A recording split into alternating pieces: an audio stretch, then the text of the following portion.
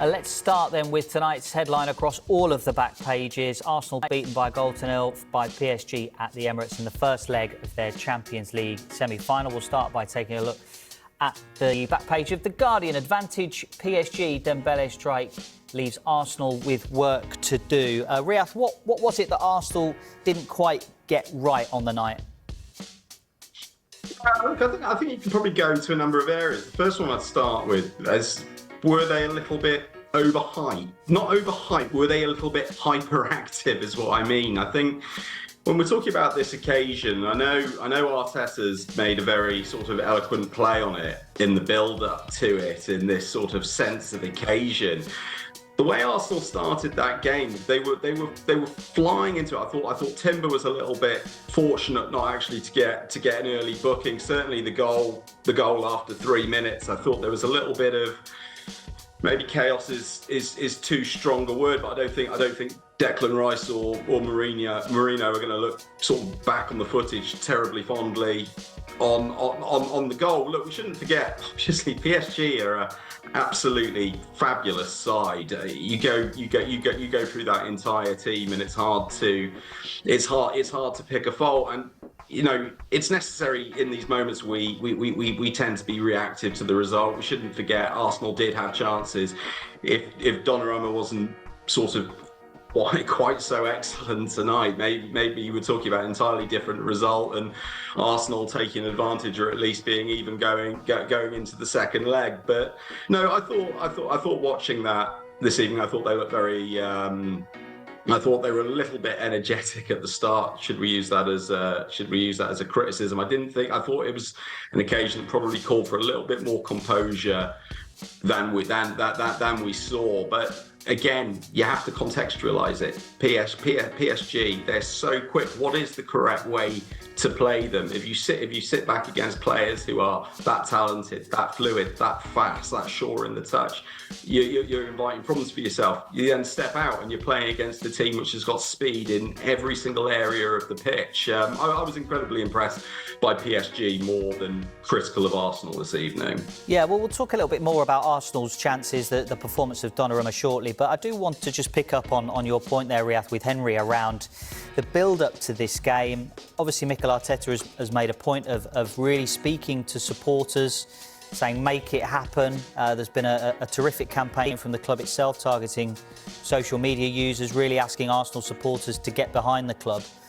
Did it end up getting through to the players maybe a little bit too much and building up this occasion too much? Is it even possible to do that for a Champions League semi-final? And did the crowd respond? And how did you view how the crowd reacted once the PSG goal went in? Well, the crowd were clearly very good. From absolutely you're right. The atmosphere was built up. I mean, it's a Champions League semi-final. Arsenal are sort of fed up with the taunts from rival fans. You know, whether it's Chelsea fans or the sort of teams in the Midlands or in the Northwest who've won this great competition, and they want to, the fans want to have that as well. So, you look at this picture of Trossard here. I mean, shock and awe. And I think there was definitely an element of awe, but how much of a bigger shock it was. We know how good PSG are. We know that midfield. How good is that? Vitinha, João Neves and Fabian Ruiz. And that front, that front three as well. I mean, they are an outstanding team. So I don't think there was so much shock in terms of the quality that PSG played. But to come back to your point, were Arsenal overhyped? I mean, look, these are elite-focused sportsmen who kind of inhabit a bubble in the lead up to matches. So I don't quite know. They'll have looked at social media briefly. They'll have understood the sort of the passion of, arising from the fans, and quite rightly so. But I think if you've seen PSG play in the flesh, the real noise, the main noise, often comes from the PSG fans, and you could see that. I think there were a couple of pictures that you put up early, and you could see in the background the PSG ultras, who are quite a lively bunch with a sort of slightly nasty sort of tweak to some of them. Yeah, look at that, the back page of the Mirror. That's kind of sums it up, that passion there. The flares, the total noise, the total support for the team. So I agree, maybe there was an element of, the fans playing a part. But I just think with Arsenal, I mean, they didn't have an out ball. The ball kept on coming back. They haven't got a number 9 up there. Mourinho was obviously having to play deeper. And there's a lot of people. There's a very good piece in the Telegraph yesterday by Sam Dean, who was just making the point that Thomas Partey, who foolishly got suspended in the Real Madrid game and was ineligible for this game, they missed him so much. And you could see it, as Riyadh was saying, they were cut through that midfield in the first 3-4 minutes with Dembele and Kvaradona, as they called him in Napoli, Kvaratskhelia. And they just cut through them. And Thomas Partey would have been in that position in front of the back four. So, it's not a complete shot, but maybe we should be a little bit in awe of this fantastic, fluid, attractive PSG team. Yeah, absolutely. Let's talk about the players that we're missing then, Riyadh, for Arsenal. We mentioned Thomas Partey there. What did you make of Declan Rice in that deeper position? And did really, when you talk about Arsenal's squad depth, when they had Ethan Nwaneri and Raheem Sterling as the only really senior attacking options on the bench, did Arsenal's squad depth really show up this evening? I think going to Henry's point there, I think the sort of Thomas Partey, I think, was absolutely key and obviously incredibly unnecessary as well.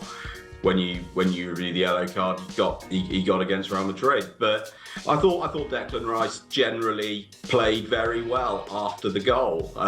It's difficult to sort of draw a line at that point in the game. It was the defining moment of the match. But I think with Rice, there's a couple of things I would like. He's obviously had to play. He's obviously had to take a deeper position. I think when he plays further forward, it brings Odegaard more into the game. I think they've got a superb sort of proper synergy there between them. I thought Odegaard didn't really turn up tonight. I thought that cost them as much as anything. And then going to Henry's other point as well about that lack of an out ball. Clearly, it's been a problem for them throughout the season with the injuries, Havertz, but it's one they've brought on themselves through their recruitment strategy, or rather their inability to provide any cover. So I think that was the key. I think that would have been the key issue more so than anything else that they lacked on the pitch. Again, I would reiterate a couple of superb saves apart. Arsenal had chances to take something from that tonight. I don't think they would look at that on review and say they've done terribly badly. They've just run into a team where you couldn't afford to make a mistake. And you go through that PSG team, watching again tonight, Neves, I think he is an absolutely phenomenal player. It's still a position on the pitch which somehow we tend to overlook a little bit. Perhaps sort of Rodri's Ballon d'Or corrects that narrative a little bit, but he is an incredible player. Nothing got past him tonight. I thought he was brilliant. Him, Vitinha, Ruiz. That has to be. I'd love it. Henry can probably answer this better than me, but is there a better midfield shelf in European football at this point? I love watching them. When you think what they're rotating it up to, and you're knocking it forward to Dembele. You've got Dua. That is a fantastic team. I'm going to disappear on one small tangent here, just because it's been such a talking point of, is the Premier League, does it have the strength and depth? Is it a strong division? Have Liverpool had a walkover? Aston Villa, 7th in the Premier League. They beat this team in a leg recently. I think, it's just a point I would want to make. PSG are a truly exceptional side, and it's an old point, but one we should never get bored of making. They lost Mbappe and Messi and got better. At this stage, I'd make them favourites to win the tournament. Well, let's bring Henry in then on a couple of those points. First, the midfield, and then also the forward line. I mean, the sun goes with bellyache. He's had an unbelievable season. I wonder where Ousmane Dembele sits for you in terms of Europe's best forwards. Oh, he's absolutely up there, probably in the top 3 at the moment. But he was playing almost as a false 9, but a very real threat. And Arsenal struggled to sort of deal with his movement, particularly without a holding midfielder of Thomas Partey's quality. I agree. I thought Declan Rice, he was the one who was trying to sort of drive Arsenal back into the game. Odegaard, I was really disappointed with. He's the captain. He really should have been driving them on. It was really down to Declan Rice. But Dembele, I mean, the pace he's got, if he's flying down the right or he's flying down the inside right channel or he's moving into the middle, he's obviously got all the, so much pace outside him as well to pin the fullbacks, the Arsenal fullbacks back. But, absolutely outstanding player. I mean, Kirill has actually been pretty decent and, he was excellent against, was it Mbappe in the last couple of games against Real Madrid, stepping in for Gabriel. But it was difficult for him because Dembele was coming at him from a slightly deeper position. So, looking ahead to the second leg now, I mean, look, Arsenal have created chances in the first leg. They'll know that if they get an opportunity, they might well be able to take it. But, Riyadh, what's the game plan in Paris for Arsenal? They have to be more clinical. It's as simple as that. I think, again, going to our last two answers, Odegaard needs to turn up. I think so much about this team. I would, we could start with the centre half partnership. I think it's probably the best in the Premier League. But that spine of the team goes through Rice, it goes through Odegaard, and Saka is absolutely pivotal. Those are the guys who are going to need to turn up. But if when they're needing a goal, you're gonna need better finishing from Trossard. You're gonna need better finishing from Martinelli. I don't see how it's going to be any easier. It's clearly going to be harder in Paris. Those fans there, I thought Henry was borderline kind to the atmosphere that they can create in Paris. They can be sort of outright nasty at times. So I think it's going to be fiery. The flares are going to be going off. They're going to have to really turn up, and they're behind the eight ball right now. Yeah, I mean, Arsenal will say they've coped with Madrid pretty well. They can go away to big sides and do the job. Henry, does Partey come back in for you in the second leg, and does Marino kind of restore himself up front as the makeshift striker?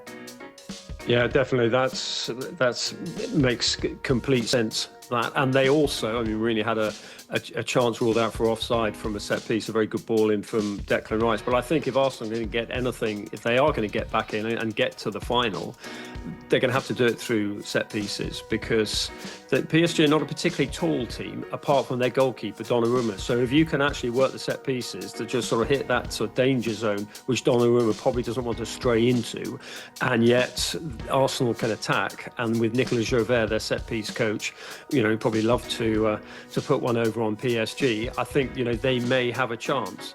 But when the ball is on the deck, when PSG are flying forward, particularly at home, as Riyadh rightly says, particularly with those fans, I've walked with them a couple of times before matches, and you're completely right. It is you're looking for an out very quickly with some of them, because they are quite nasty. So the atmosphere there will be against Arsenal. But as you say, they went to the Bernabeu and they weren't intimidated with it there, but then they had the scores on their side. They did indeed. What do we think then? Do you think, Riyadh, that we've seen the Champions League winners at the Emirates tonight, be it either side, I suppose? Like I said earlier, I'd make PSG the favourites. I think the stars have aligned for them, but I do believe Arsenal have got a little bit more of a say to go in this match. And again, Real Madrid can probably testify to that. Yeah, it's all set up for the second leg. Arsenal work to do, which is covered by many of the back pages as well.